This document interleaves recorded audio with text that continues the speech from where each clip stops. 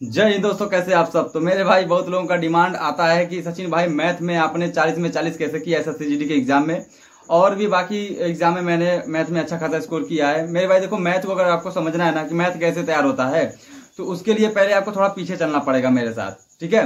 देखो, सबसे पहले मैं आपको बता, देखो टाइम नहीं लूंगा आपका, मैं ये भी नहीं बोलूंगा कि चैनल को सब्सक्राइब करो, लाइक करो वीडियो को, कुछ नहीं मेरे भाई। आपको जो पसंद आए करना, ठीक है। बस इतना समझ लो, जो कुछ बता रहा हूं आज इस वीडियो में, ठीक है, आज के बाद मैथ का कोई भी डाउट आपका नहीं होगा, ठीक है। उसके बाद से आपको थोड़ा बहुत बस मेहनत करना रहेगा, और उसके साथ साथ आपका तैयारी हो जाएगा मैथ का। उसके अलावा कुछ नहीं सोचना है आपको, ठीक है। जितना कुछ बता रहा हूं उतना बस सुन लो। देखो मेरे भाई, जब मैं पहले तैयारी स्टार्ट किया था 2021 में, तब मेरा मतलब समझ लो कि बिल्कुल स्टार्टिंग था, कुछ नहीं आता था मैथ वगैरह। जैसे हाई स्कूल इंटर में तो मैथ मेरा सही था, लेकिन ऐसा नहीं कॉम्पिटिशन एग्जाम वाला मैथ मेरा सही था, ऐसा नहीं मेरे भाई, ठीक है। 2021 में मैं तैयारी शुरू किया था और आर्मी वगैरह तैयारी करता था। उसके बाद से फिर छोड़ दिया आर्मी का, मतलब वैकेंसी कैंसिल हो गया। फिर जीडी की तैयारी करने लगा, तब से मैं स्टडी करने लगा मेरे भाई। स्टडी करते करते मैथ मेरा बहुत कमजोर था, ठीक है। मतलब ये समझो कि मैथ में अच्छा खासा स्कोर नहीं आता था। लेकिन 2021 का जब एग्जाम दिया था तो 25 क्वेश्चन का एग्जाम होता था तब, और 25 क्वेश्चन में मैथ में मेरे 8-9 क्वेश्चन सही थे मेरे भाई, ठीक है। मतलब ये समझ लो, पढ़ना को तो सब कुछ पढ़ चुका था, 2-3 महीने में मैंने सब कुछ पढ़ लिया था, मैथ का हर एक सिलेबस पढ़ लिया था। लेकिन प्रैक्टिस नहीं था, और मुझे पता भी नहीं था, ना ही कोई गाइड करने वाला था कि इस तरह से मैं तैयार करो, मॉक टेस्ट लगाओ, ये सब कुछ नहीं मेरे भाई, मुझे कुछ नहीं पता था, ठीक है। बस ऐसे एग्जाम दे दिया था, मतलब मेहनत बहुत किया था। तो मैथ में कम स्कोर आया था, जिसकी वजह से सिलेक्शन नहीं हुआ था। 2-3 नंबर से मेरा मतलब वैकेंसी रुक गया ना, तो क्रैक हो जाता वैकेंसी। और उसके बाद से मेरे भाई जब 2021 का एग्जाम दिया, मैथ में कम स्कोर आया, मतलब बहुत ज्यादा वो हुआ कि यार मैथ में मुझे अच्छा स्कोर करना है, मैथ मुझे अच्छा करना है। तो फिर मैथ पे फिर काम करना शुरू किया, और 6-7 महीने लगातार मैथ पे काम किया मेरे भाई, ठीक है। देखो, जितने लोग बोलते हैं मेरा मैथ दो महीने में तैयार हुआ, 1 महीने में तैयार हुआ, ऐसा बिल्कुल भी नहीं है। उसके पीछे भी कुछ होता है मेरे भाई, ठीक है। आप उसके पीछे भी सोचो कि मतलब उसके पीछे के बारे में भी पूछो कि पीछे तुम किए क्या हो। जरूर पीछे कुछ ना कुछ वो मैथ के बारे में पढ़ता होगा लड़का, या फिर कुछ, लेकिन मैथ 1-2 महीने में तैयार नहीं होता है।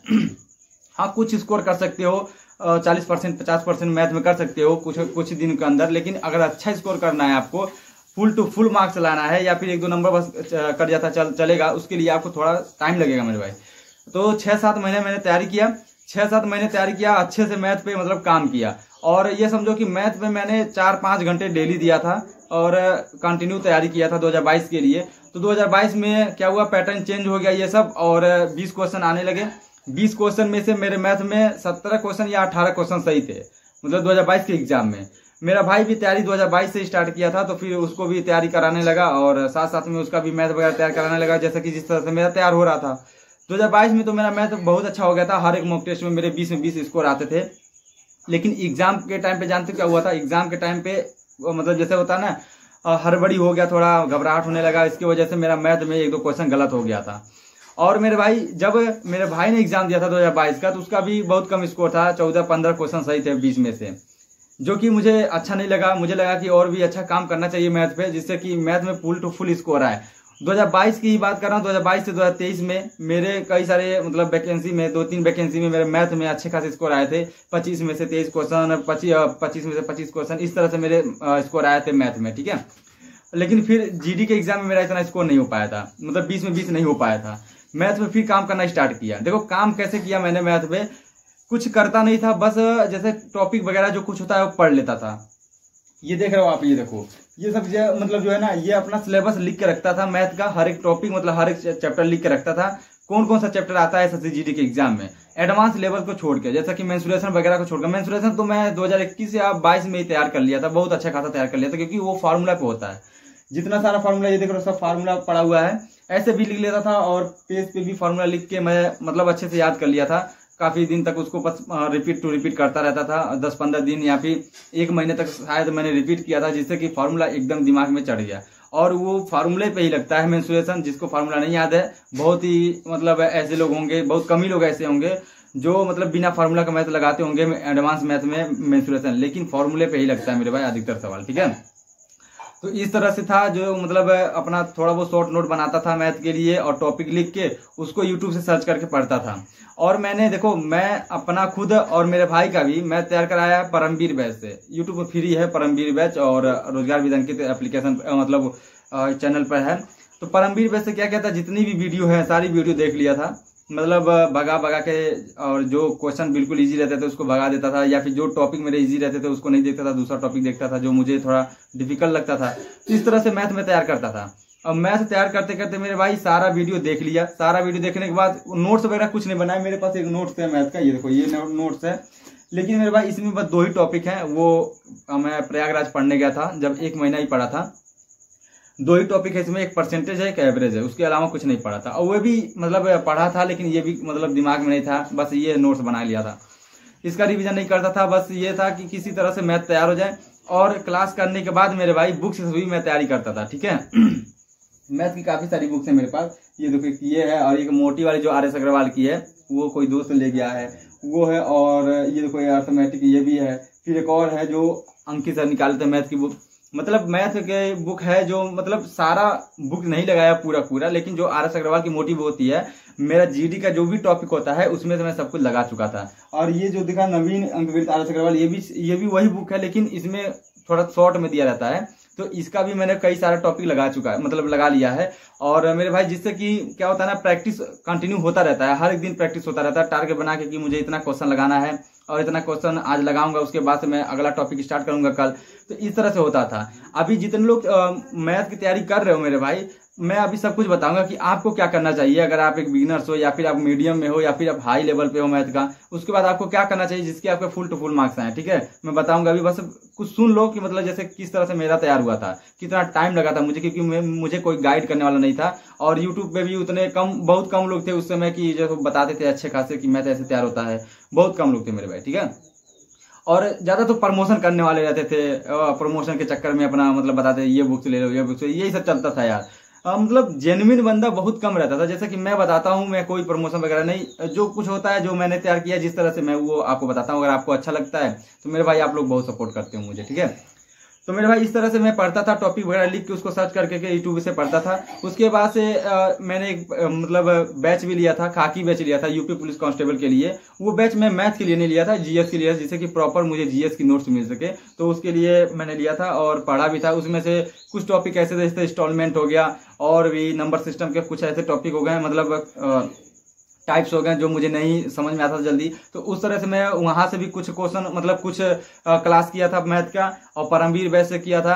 राहुल देशवाल सर से पढ़ा था, राहुल तेवतिया सर से पढ़ा हूँ, और अड्डा 24/7 पे भी मैथ पढ़ा हूँ, 2-4 वीडियो पढ़ा हूँ।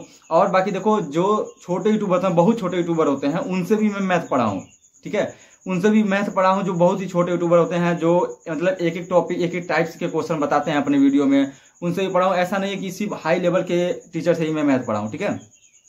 जो मुझे लगता था, जैसे मान के चलो कोई बंदर पेड़ पर चढ़ता है, ये वाला सवाल होता है ना, मतलब मिसलेनियस में, वो मुझे नहीं समझ में आता था। मैं क्या करता था, यूट्यूब पे सर्च करता था उसी टाइप के क्वेश्चन, और जो भी जिसका भी वीडियो आता था मुझे अच्छा लगता था, जिसका टाइप्स मतलब समझाने का तरीका उसको मैं फॉलो कर लेता था। इस तरह से मेरा मैथ तैयार हुआ है। लेकिन मैथ अच्छा खासा तैयार करने के लिए मेरे भाई ना, सबसे बढ़िया अगर मुझे कुछ लगा है, और जो मेरे लिए सबसे अच्छा कारीगर मतलब सबसे अच्छा समझ लो कि तरीका मुझे लगा है, वो ये है कि मतलब दूसरों को समझाना, ठीक है।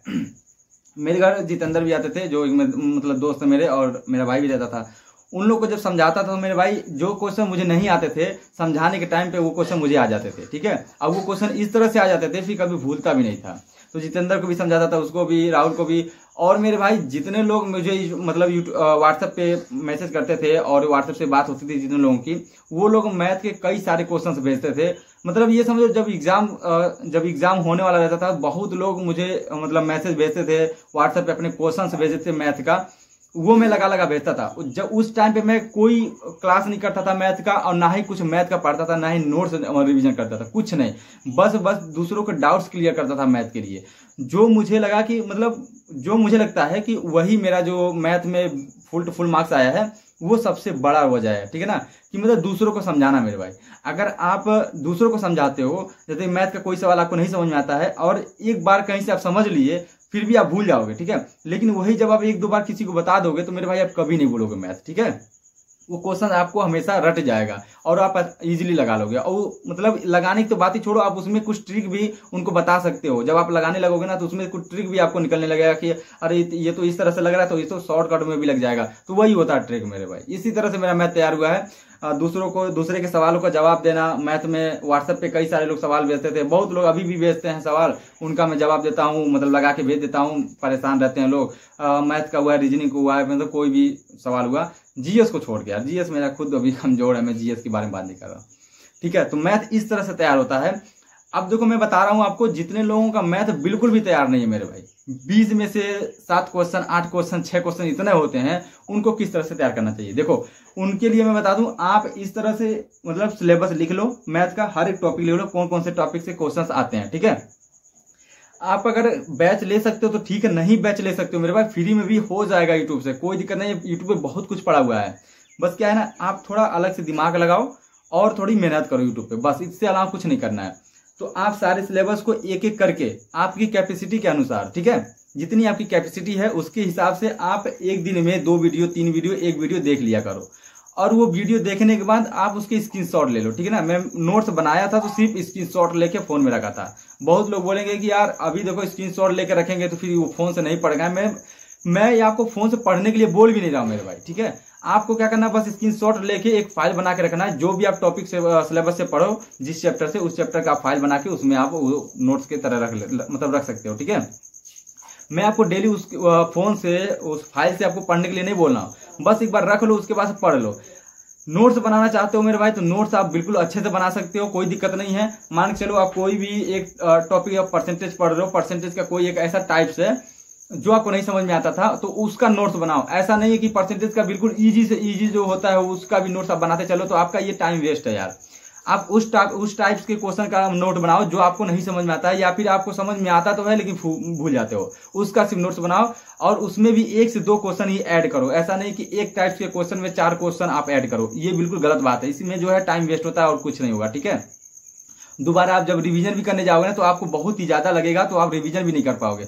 1 से 2 क्वेश्चन होगा तो आप इजीली देख भी पाओगे कि मतलब हाँ चलो इतना ही तो है जो देख लेते हैं। ठीक है ना मेरे भाई, समझ लो ना मेरी बात। तो इस तरह से करना। और उसके बाद से जब आप मतलब नोट्स का रिवीजन करो, जैसे कि आप मान के चलो परसेंटेज का सारा खत्म कर लिए, जितना भी वीडियो होता है, जितना भी टाइप्स होता है, आप सब खत्म कर लिए।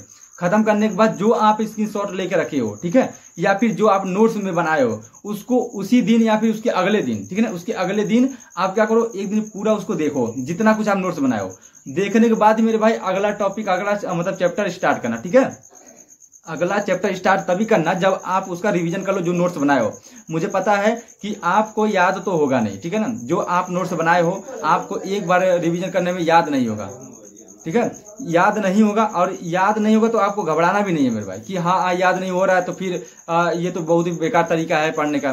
किसी को नहीं याद होता है, जितने लोग भी पढ़ते हैं ना मेरे भाई, किसी को नहीं याद होता है एक बार रिवीजन करने में। तो आपको घबराना नहीं है, आप बस पढ़ते जाओ, इसी तरह से क्लास करते जाओ। उसके बाद से आप इस तरह से जब आप नोट का रिवीजन करोगे तो कुछ तो आपके दिमाग में घुसेगा, वही धीरे धीरे आपके दिमाग में इस तरह से घुस जाएगा कि आप कभी भी भूलोगे नहीं। ठीक है, तो सारे टॉपिक को, सारे सिलेबस को इस तरह से पढ़ लो। और जब भी आपको लगे कि मेरा लगभग सिलेबस कंप्लीट हो गया है, 1-2 चैप्टर बचा होगा, उसी समय से आप मॉक टेस्ट लगाना स्टार्ट कर दो। सारा खेल मॉक टेस्ट का है और प्रैक्टिस का है मेरे भाई। ठीक है, सारा खेल मॉक टेस्ट का है। और ज्यादातर अगर देखा जाए तो जितने लोग मैथ में अच्छा स्कोर करते हैं ना, जैसे 20 में 20 फुल टू फुल मार्क्स लेके आते हैं, तो मेरे भाई उनका जो सबसे बड़ा मुद्दा होता है वो होता है मॉक टेस्ट और प्रैक्टिस टेस्ट। ठीक है, ये लगाने से क्या होता है कि हर टाइप के क्वेश्चन आपको एक ही मॉक टेस्ट में मिल जाएंगे, और वो आपके बार बार उसी टाइप के क्वेश्चन मिलते रहेंगे, और उसका आप रिवीजन भी करते रहोगे, उसका आप एनालिसिस भी करते रहोगे। ठीक है, बार बार क्वेश्चन मिलने से। तो ये सबसे अच्छा तरीका होता है कि आपके 70 से 80% या फिर 60% भी या फिर 50% भी आपका सिलेबस कंप्लीट हो जाए मैथ का। उसके बाद से मेरे भाई आप मॉक टेस्ट लगाना स्टार्ट कर दो। जब आप मॉक टेस्ट लगाना स्टार्ट करोगे तो कई सारे क्वेश्चन, मतलब हर एक टाइप के क्वेश्चन। यार इतने दिन बाद वीडियो बनाने स्टार्ट भी की और देखो वीडियो बनाते बनाते लाइट चली गई मेरे भाई। अब क्या करें यार, कोई दिक्कत नहीं, मैं जितना आज बताया ना उतना आप समझो। उसके बाद से नेक्स्ट वीडियो में आपको सब कुछ बता दूंगा, उसके आगे की मतलब कहानी बता दूंगा कैसे क्या होता है। ठीक है, टेंशन मत लेना, जितना बताया पहले उतना आप कर लो। ठीक है, मैथ अच्छा हो जाएगा यार, आप मेरी बात मान के चलो एक बार। ठीक है, जिस तरह से मैं तैयार किया हूँ उस तरह से मैं आपको बोलूंगा मेरी तैयार करने के लिए, क्योंकि उसमें ज्यादा टाइम लगता है। मैं कुछ जरूर ऐसा बताऊंगा जिससे कि आपका मैथ तैयार हो जाए। जितना कुछ बताया ना अभी तैयार करने के लिए, उस तरह से करो, अच्छा खासा मैथ हो जाएगा और अच्छा स्कोर कर पाओगे और एग्जाम के मतलब क्रैक करने के बहुत नज़दीक पहुंच जाओगे। ठीक है, जय हिंद।